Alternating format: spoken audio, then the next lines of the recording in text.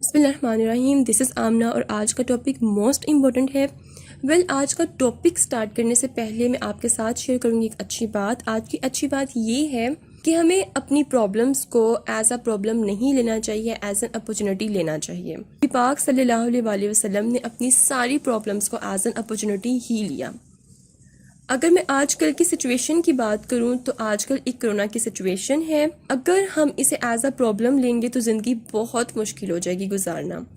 तो as an opportunity इसको लें। ये एक आइसोलेशन का पीरियड है, ये एक ऐसा पीरियड है जिसमें हम बहुत कुछ कर सकते हैं, कुछ ऐसा जो हमने पहले नहीं किया।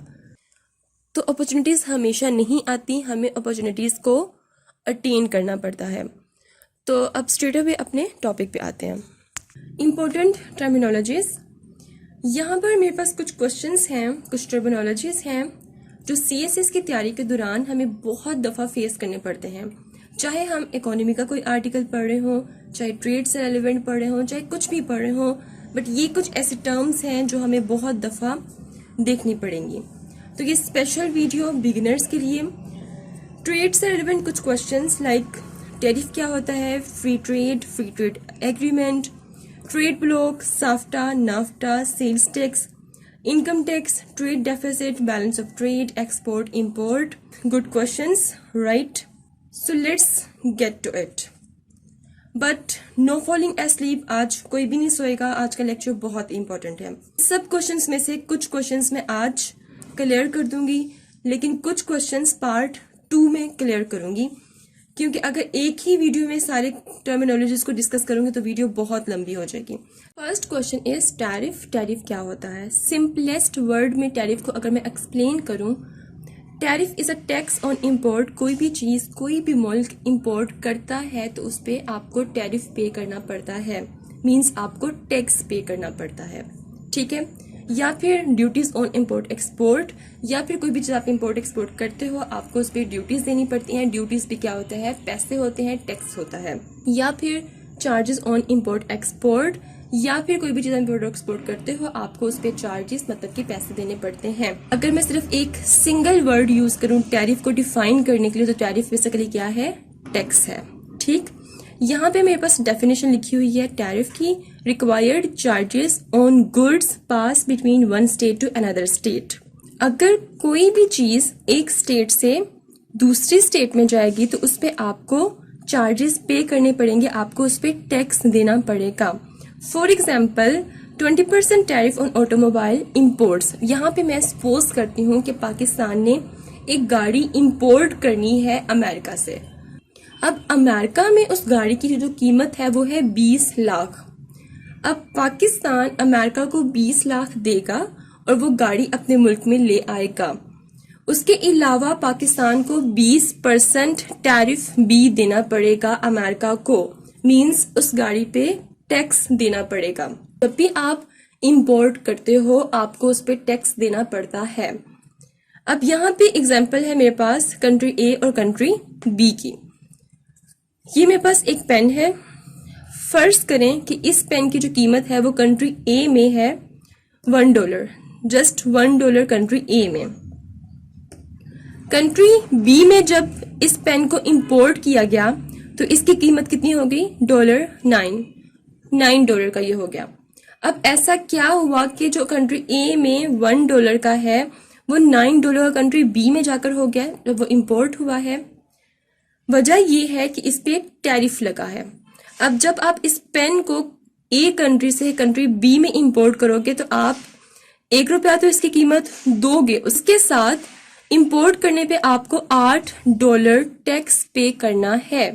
टैक्स पे करने के बाद 1 और 8 कितने हुए? 9, तो $9 इसकी प्राइस हो गई। तो इसे कहते हैं टैरिफ। उम्मीद है आपको समझ आ गई होगी।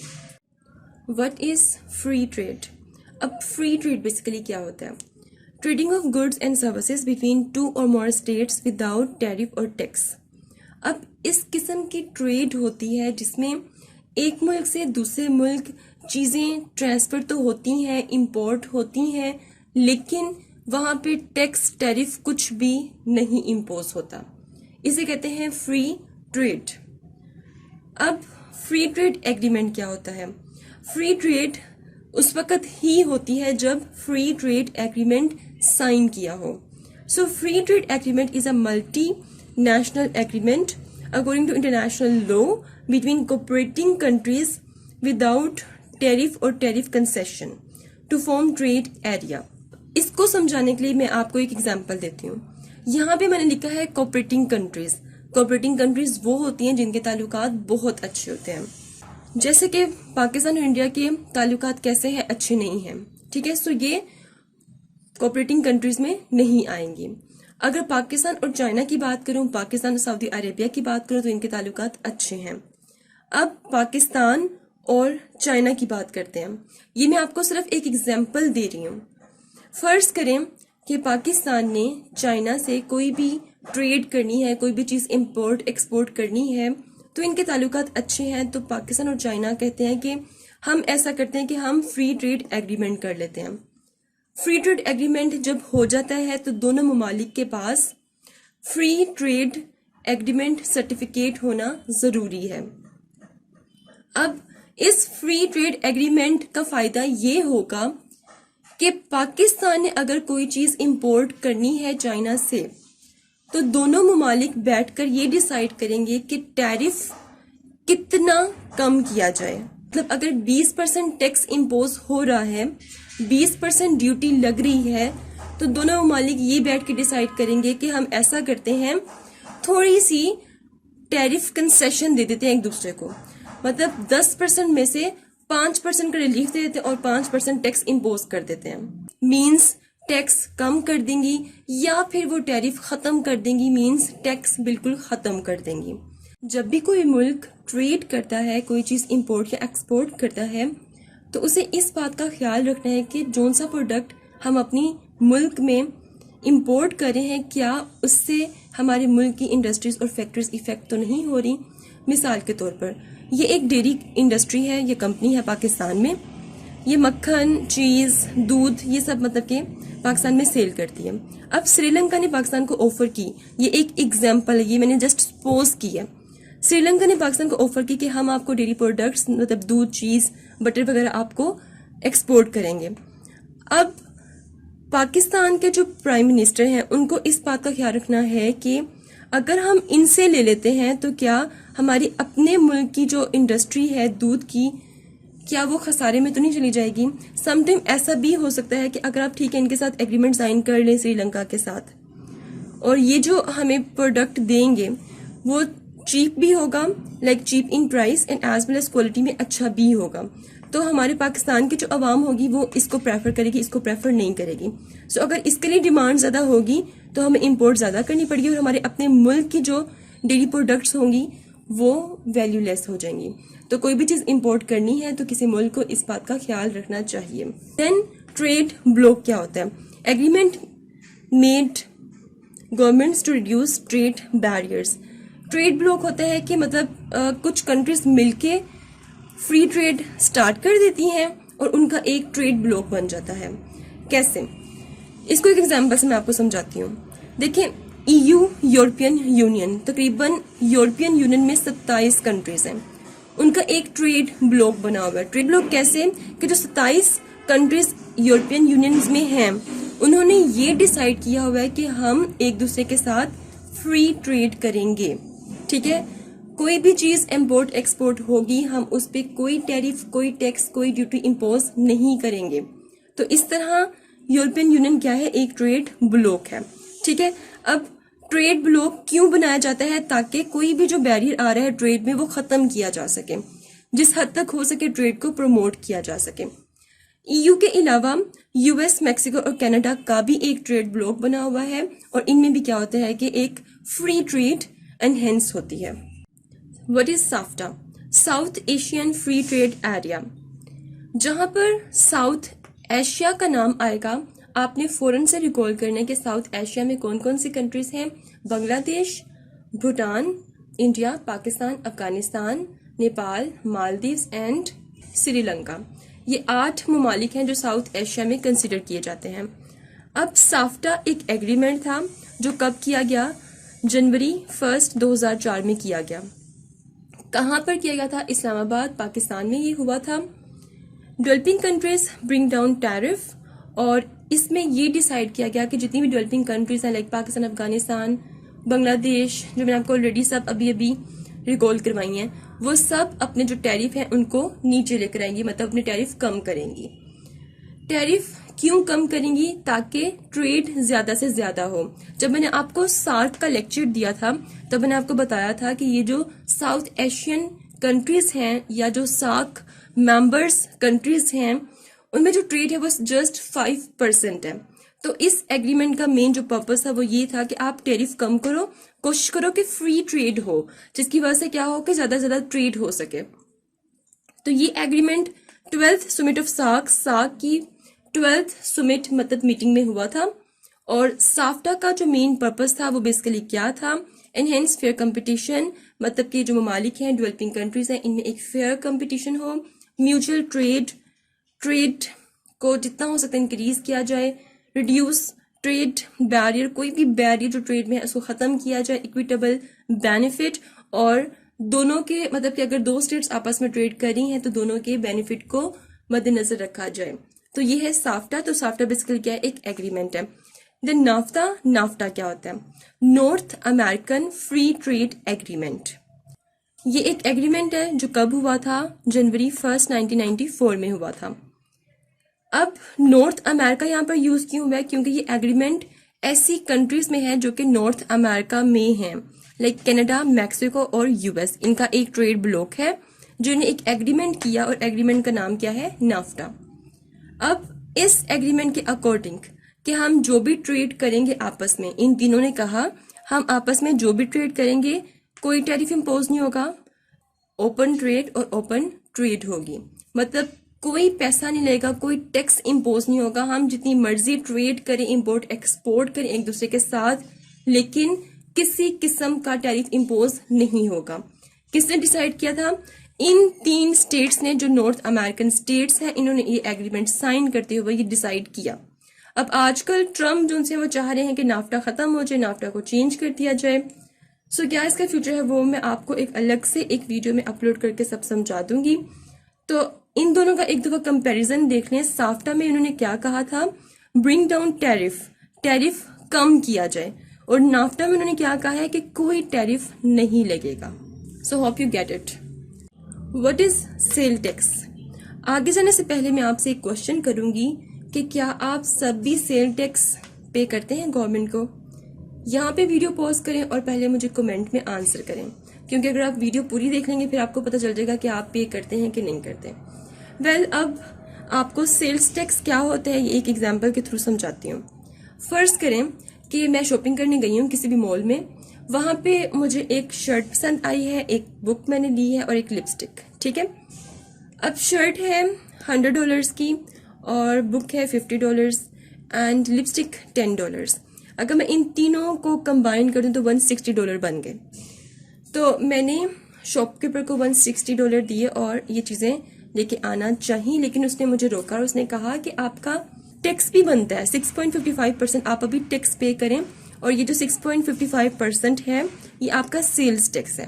जब उसने सेल्स टैक्स की बात की तो शायद मैं उसको कंफ्यूज किस्म के एक्सप्रेशंस शो करूं, तो मुझे समझाने के लिए वो मुझे बताएगा कि ये जो सेल्स टैक्स है ये बेसिकली फेडरल टैक्स 2.9% है, प्रोविंशियल टैक्स 3% है, लोकल टैक्स 0.65% है, और अगर इन तीनों को कंबाइन करें तो 6.55% आपका टैक्स बनता है। उसके समझाने के बावजूद मुझे समझ नहीं आई, लेकिन फिर भी उससे पूछने की जरूरत तो नहीं थी कि किस इसका टैक्स, क्योंकि हमें ऐसा लगता है कि अगर हम पूछेंगे तो हमारी बड़ी बेइज्जती हो जाएगी। अब मैंने क्या किया कि जो चीजें हैं इनका $160 इसको मैंने मल्टीप्लाई कर दिया सेल्स टैक्स के साथ, तो $1048 मैंने शॉपकीपर को दिया और वापस आ गई। और घर आके मैंने सोचा कि वाई टैक्स, किस चीज का टैक्स लिया गया था? फेडरल, प्रोविंशियल, लोकल, ये सब क्या है? टैक्स क्यों पे किया गया? Let's get to it. Why tax क्यों पे करना पड़ेगा? एज अ पाकिस्तानी ये हमारी एक प्राइम ड्यूटी है कि हमें टैक्स पे करना है, हमारा फर्ज है कि हमने टैक्स पे करना है। इस बात को प्रूव करते हैं हम, जैसे कि हमारे कुछ राइट्स होते हैं towards our parents, towards our siblings, बिल्कुल इसी तरह हमें कुछ अपने मुल्क के लिए भी करना होता है, हमारे मुल्क के भी हम पे कुछ राइट्स होते हैं। तो अगर मैं स्टेट की बात करूं, मतलब पाकिस्तान की स्टेट की बात करूं, तो article 7 of constitution of Pakistan में स्टेट को किस तरह एक्सप्लेन किया गया है वो देखते हैं। State means federal government, provincial government, provincial assembly, local government और any other authorities are empowered by law to impose any tax. जितनी भी ये गवर्नमेंट्स हैं इन सबके पास ये एम्पावर है कि ये टैक्स इम्पोज कर सकती हैं।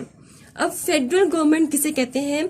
एक मुल्क में जिसकी हुकूमत हो उसे कहते हैं फेडरल गवर्नमेंट। जैसे कि पाकिस्तान में इस टाइम पीटीआई की हुकूमत है, तो पीटीआई की हुकूमत को हम कहेंगे फेडरल गवर्नमेंट। प्रोविंशियल गवर्नमेंट, जिस तरह के पाकिस्तान के सूबे हैं, सूबा सिंध में किसकी हुकूमत है? पीटीआई की हुकूमत तो नहीं है, बिलावल भुट्टो की हुकूमत है। तो इस तरह प्रोविंशियल लेवल पे भी डिफरेंट गवर्नमेंट्स हैं। पंजाब की मैं बात करूं तो पंजाब में किसकी हुकूमत है? पीटीआई की हुकूमत है। तो डिफरेंट प्रोविंसेस में डिफरेंट गवर्नमेंट्स हैं, उन सबके पास अथॉरिटीज है कि वो टैक्स इम्पोज कर सकती हैं। प्रोविंशियल असेंबली, अब प्रोविंशियल लेवल पे असेंबलीज भी होती हैं।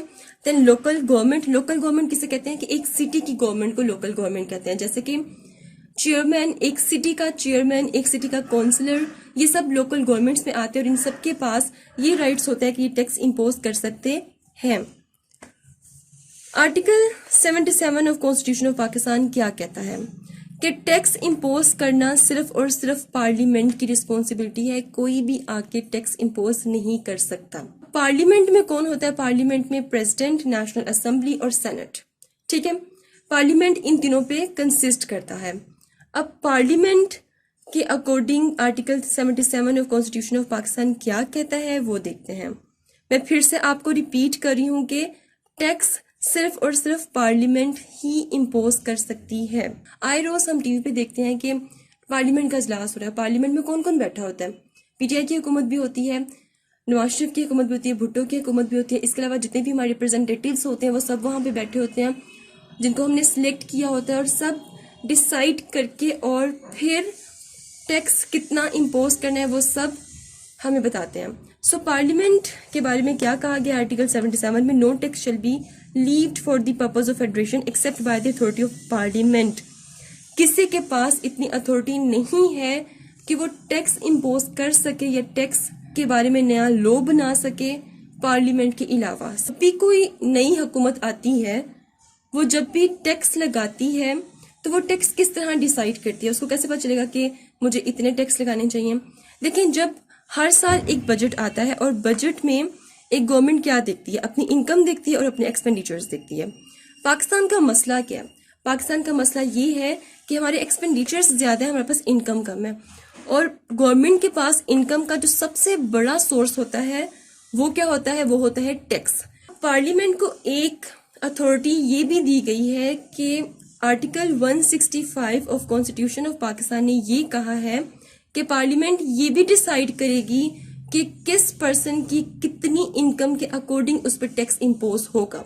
सियासत का एक फलसफा होता है और वो फलसफा ये है कि जब भी कोई नई हुकूमत आती है, अगर वो कामयाब रहना चाहती है तो उसको आते साथ कुछ बड़े टफ किस्म के डिसीजंस लेने पड़ेंगे। ऐसे टफ डिसीजंस के जिससे आवाम की चीखें निकल जाएं।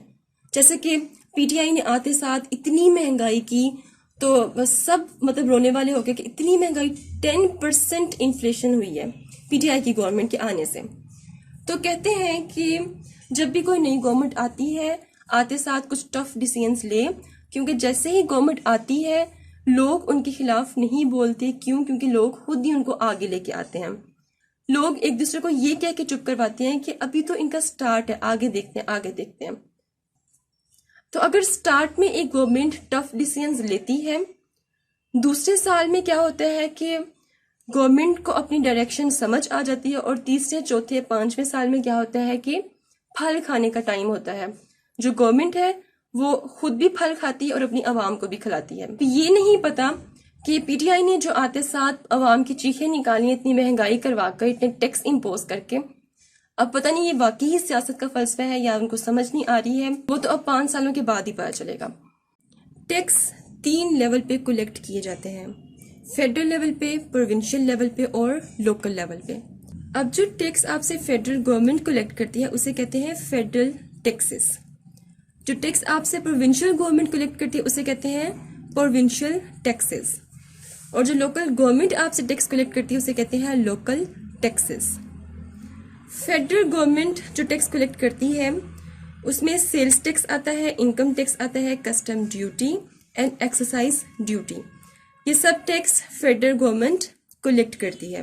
अब इन टैक्सेस के बाद आपको ये समझ आ गया होगा कि जब मैं शॉप पे गई और जब शॉपकीपर ने कहा कि आपको 6.55% सेल्स टैक्स पे करना, और जब उसने मुझे समझाया कि federal tax, provincial tax, local tax, तो मुझे समझ नहीं आई। लेकिन अब इसके बाद क्लियर हो गया है कि फेडरल टैक्स क्या है, प्रोविंशियल टैक्स क्या है एंड लोकल टैक्स क्या है। अब आते हैं इनकम टैक्स पे। इनकम टैक्स क्या होता है? लोग समझते हैं कि जो टैक्स हमारी इनकम से लिया जाता है उसे कहते हैं इनकम टैक्स, लेकिन नहीं। एक बात अपने जहन में रख लें कि नॉट कलेक्ट ऑन इनकम, के इनकम टैक्स वो टैक्स नहीं होता जो कि इनकम पे कलेक्ट किया जाता है। अब इसकी मैं आपको एक एग्जांपल देती हूँ। कोई भी पर्सन है, उसने 10 लाख का एक प्लॉट परचेज किया। 10 साल बाद उसने वो प्लॉट किसी और पर्सन को सेल कर दिया है 1 करोड़ 10 लाख का। उसको कितना गेन हुआ, कितना फायदा उसको हुआ? 1 करोड़ का उसको फायदा हुआ। अब इस 1 करोड़ पे उसका इनकम टैक्स नहीं कटेगा। क्यों? क्योंकि गवर्नमेंट को पता ही नहीं है कि उसने इतने पैसे गेन किए हैं। यही वजह है कि गवर्नमेंट ने आजकल जो प्रॉपर्टी डीलिंग का कारोबार है उसने खत्म कर दिया है। तो चाइना के कुछ एम्बेसडर्स ने जब पाकिस्तान का विजिट किया तो वो हैरान हो गए। वो कहते हैं कि प्रॉपर्टी डीलर का ये कैसा कारोबार है कि ना कोई मेहनत ना कुछ और लाखों लाखों करोड़ों रुपए आपकी पॉकेट में चले जाते हैं। पीटीआई की गवर्नमेंट ने प्रॉपर्टी डीलर के कारोबार को खत्म कर दिया है। अब एक तरफ एक पर्सन है, उसने 200 रुपए एक बैंक में जमा करवाए और इस 200 रुपए पे उसने इंटरेस्ट लिया। अब इंटरेस्ट पर उस पर टैक्स इम्पोज हुआ। अब ये जो टैक्स इम्पोज होगा ये होगा इनकम टैक्स। तो अब उम्मीद है आपको इनकम टैक्स की समझ आ गई है। इनकम टैक्स आपकी इनकम पर नहीं काटा जाता है। तो ये थी बहुत इंपॉर्टेंट टर्मिनोलॉजीज। आज का लेक्चर होता है खत्म। मिलते हैं नेक्स्ट हॉट इश्यू के साथ। अंटिल देन मुझे अपनी दुआ में याद रखें। Stay tuned and Allah Hafiz.